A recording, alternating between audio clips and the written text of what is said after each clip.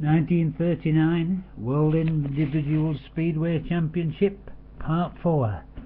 You were right on the button, Keith, when you said that Atkinson and Kitchen could take advantage of slip-ups by Eric Langton and Cordy Mills, said Nigel. Arthur Atkinson is up against Eric Langton in this one, added Kelvin, and Bill Kitchen is up against Cordy Mills in Heat 11. Arthur Atkinson still has an abiding interest in the outcome of this final, continued Nigel, as does Wilbur Lamoureux. I think we are in for a dramatic race, as Atkinson will be out to put one over on both Langton and Lamoureux. Heat 9. Wilbur Lamoureux in red, Ob Lawson in blue, Arthur Atkinson in white, and in yellow Eric Langton. Out on the track, all four riders left the gate in tandem with each other. Ob Lawson leaned on Lamoureux all the way to the first bend. Eric Langton managed to get over the top of Arthur Atkinson, making his turn into the first bend. Lamoureux elbowed Lawson off his shoulder, making the turn into the bend. Exiting bend 2, level with Langton. Out onto the back straight, Arthur Atkinson tangling with Lawson, leaving the second bend. Langton and Lamoureux turned through bends 3 and 4, out onto the home straight into lap 2, neither rider giving way to the other, while Atkinson tried to make up ground on the leaders, but was continually harassed by the persistent Lawson. Langton and Lamoureux remained tied together through bends 1 and 2, lap 2, while Atkinson managed to put Lawson behind him, driving fast down the back straight to get into close contact with the leading riders. Langton was first into bend 3, lap 2, with Lamoureux over his shoulder, on a par with the leading British rider. Exiting bend 4, lap 2, still level with each other, over the line into lap 3. Atkinson was in close contact with the leaders. Lawson, having gathered his wits, was also close on the heels of the riders ahead of him. Langton driving into bend 1, lap 3, Lamoureux right there with him. Atkinson making a drive between the American and Langton, exiting bend 2, lap 3. Langton was half a wheel ahead of Lamoureux along the back straight. Atkinson pushing hard at the American, Lawson having taken to the eye line in the hope of sweeping round all three leading riders. Entering bend 3, lap 3. Langton emerged from bend 4, lap 3, still ahead of the American, now under pressure from Atkinson, who attempted to go around Lamoureux, with Lawson riding the fence, all four riders crossing the line into lap 4. Langton turned into bend 1, lap 4, Lamoureux and Atkinson in line with each other, exiting bend 2, lap 4, giving all their driving, faster and faster down the back straight. Lawson an ever-present danger to all three riders. Langton turned into bend 3, lap 4, Atkinson and Lamoureux following through bend 4, lap 4. All four riders on the home straight, powering towards the line. Langton crossing the line ahead of Lamoureux, holding off the desperately lunging Arthur Atkinson, who takes the precious last point from Ob Lawson. Eric Langton 3, Wilbur Lamoureux 2, Arthur Atkinson 1, Ob Lawson 0. Cordy Mills got to win his next race now, observed Kelvin. Langton did well to hold off those other three riders, said Nigel. Arthur Atkinson was unfortunate in that Wilbur Lamoureux managed to keep ahead of him coming out of the fourth bend. Despite that, Lamoureux has been pegged back on 14 points, which means Langton is 2 points up on this American. Atkinson is still in there on 12 points, added Kelvin. I think as the evening goes on that more and more riders will begin to make mistakes as the tension builds up even more than it has done up to now. Eric Langton is living up to his billing as one of the pre-meeting favourites, announced Nigel. Let's hope he can maintain his form in the last two races. Jack Parker will be hoping to make amends for his uncharacteristic slip-ups in his last race, said Kelvin, but it's not going to be easy with Van Prague off of gate 1 and Vic Duggan off gate 3. Parker will be the meat in an Australian sandwich, no doubt accusing them of boxing him in if he doesn't make the gate in this race too, chuckled Nigel Pearson. Heat 10. Lionel Van Prague in red, Jack Parker in blue, Vic Duggan in white, and in yellow Alex Statham. On the track, If Parker was boxed in or not by Kitchen and Atkinson in his previous race, the British rider made no mistake from the gate this time, but Vic Duggan was right there with Parker, heading into the first bend. Duggan was going around Parker, exiting bend 2 onto the back straight. Van Prague in the wars with Alex Statham, who suddenly realised he was in a world final and making his way past Van Prague down the straight.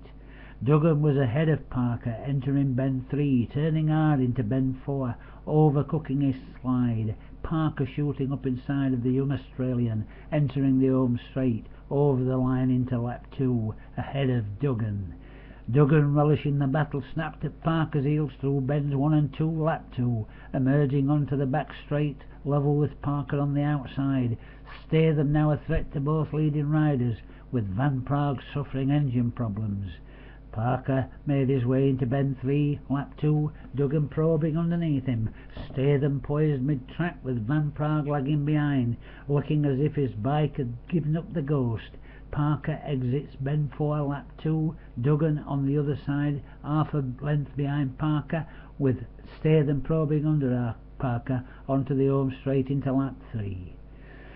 Parker hangs onto the line with grim determination, entering bend 1, lap 3. Duggan, equally as determined, follows the British rider through bend 2, lap 3, pulling alongside Parker, entering the back straight. This pressure galvanises Parker, who finds the drive to thrust himself forward, entering bend 3, lap 3 with confidence, coming slightly off his line, exiting bend 4, lap 3, giving Duggan a peevish push, entering onto the home straight. Parker ahead over the line into lap 4. Statham takes advantage of Duggan's momentary lack of control, pushing up the inside of the young Australian, who has also Van Prague to worry about, his bike having regained its potency, allowing the ex-world champion to make up ground. Parker turns into bend 1, lap 4, a bike length ahead of Statham, with Duggan wrestling his bike into the bend, picking up grip, shooting forward in a straight line out of bend 2, lap 4, making up ground on Parker. Parker, on his part, is aware there is someone buzzing closely by him. Deducing it to be Duggan, Parker makes a hard solid turn into bend 3, lap 4, holding tight to the line, turning adeptly into bend 4, lap 4. Parker picks up the drive he anticipated, thrusting him forward out of the reach of Duggan, who is alongside Statham, with Van Prague right there with young Australian, the British rider. Parker crosses the line first, with Alex Statham getting the better of Duggan, who is distracted and unsettled by the sudden realisation that Van Prague isn't the spent force many suspected the first world champion now to be. Duggan manages to hold off the senior Australian's challenge, but is visibly distraught after realising he has just handed a precious point unnecessarily to Alex Statham. Jack Parker 3, Alex Statham 2, Vic Duggan 1, Lionel Van Prague 0. Jack Parker was always in charge of that race, confirmed Nigel Pearson, despite Vic Duggan's obvious displeasure. I think it was inexperience of the big occasion that let Vic Duggan down there, said Kelvin. He simply forgot about Van Prague. Do you think this is the first Speedway example, pondered Nigel, of what became the famous maxim, "You write off ex-world champions at your peril"?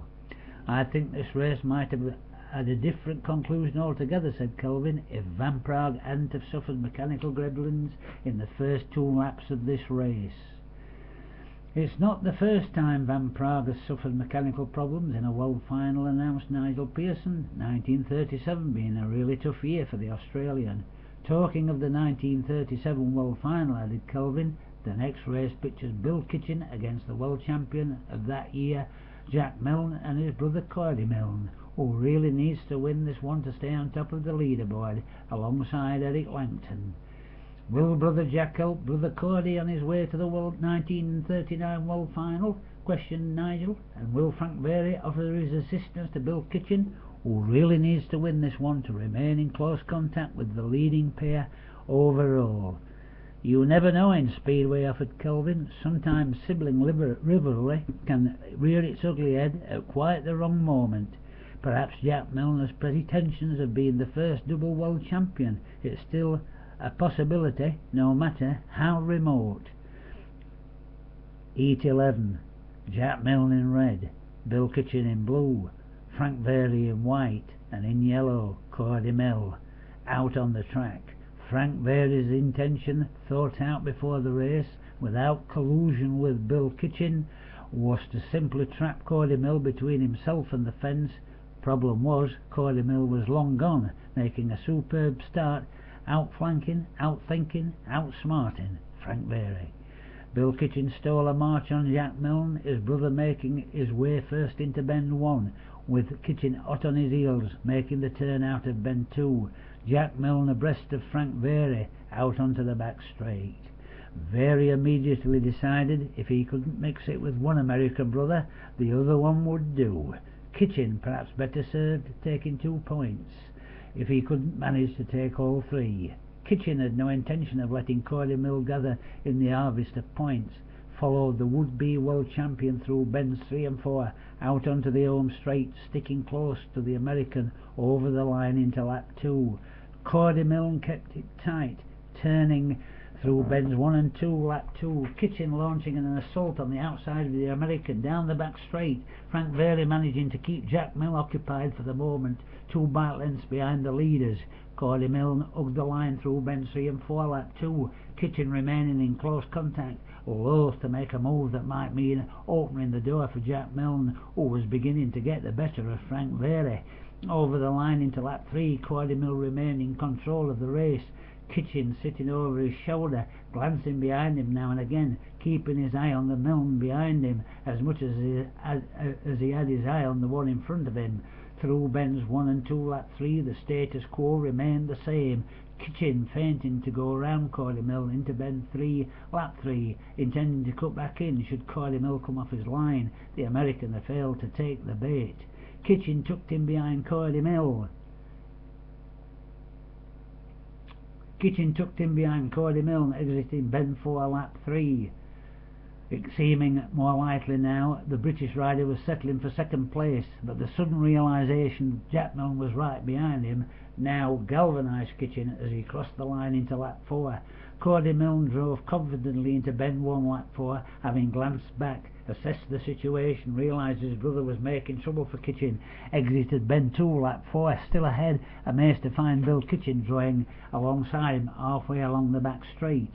Cordy Milne made a nervous turn into bend 3, lap 4, wobbling slightly, making the turn into bend 4, lap 4.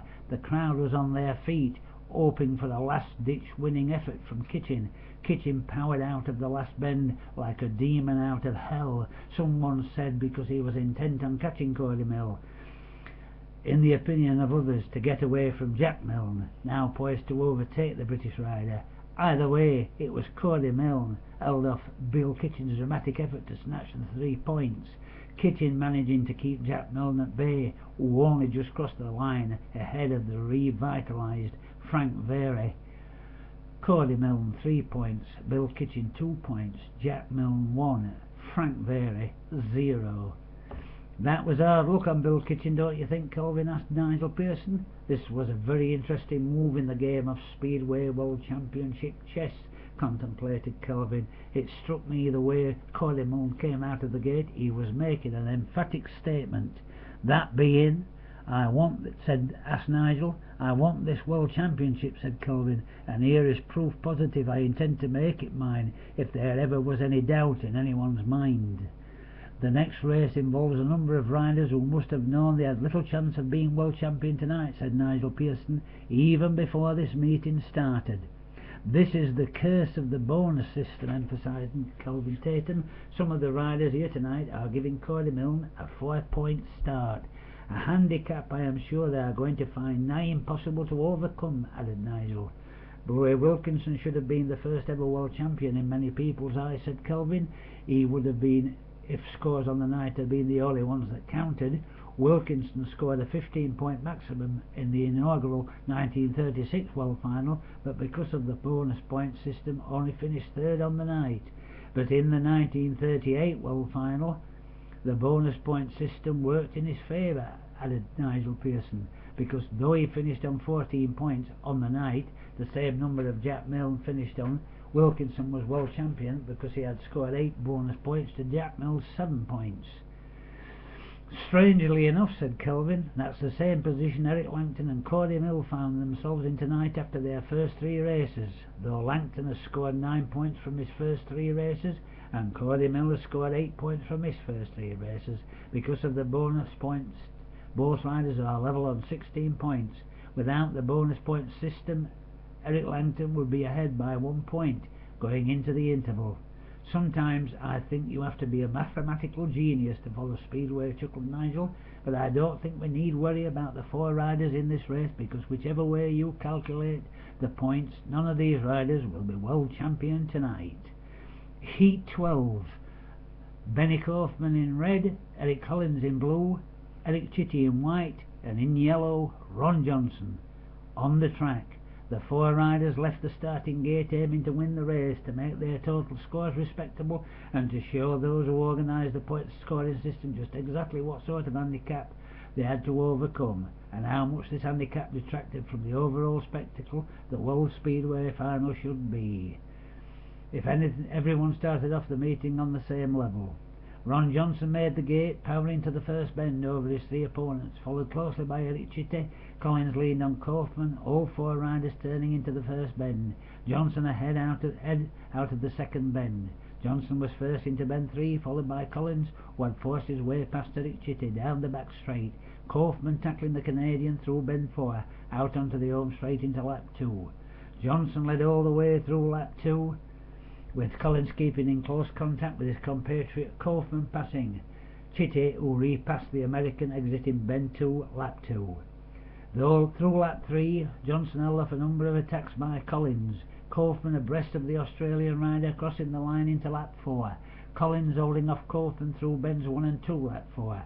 Johnson widened the gap between himself and his 3 rivals down the back straight. Kaufman driving hard under Collins, entering bend 3, lap 4. Eric Chitty going wide round the boards, picking up the grip, exiting bend 4, lap 4. Johnson surged to the finishing line, comfortably ahead of Collins, who held off the American Kaufman, while Chitty, a bite length behind Kaufman, crossed the line in last place. Ron Johnson 3, Eric Collins 2, Ben Kaufman 1, Eric Chitty 0. That was something of a lacklustre race, Kelvin said Nigel Pearson. That's what you'll get, Kelvin replied, when you've nothing to ride for in a race except your pride. It makes you wonder, pondered Pearson, how these riders would have fared if they all had started without any bonus points to add to their scores on the night. We shall never know, said Kelvin. It's interval time now, said Nigel, so it's back to the studio for reflections on the meeting from Keith, Chris and Steve Johnson.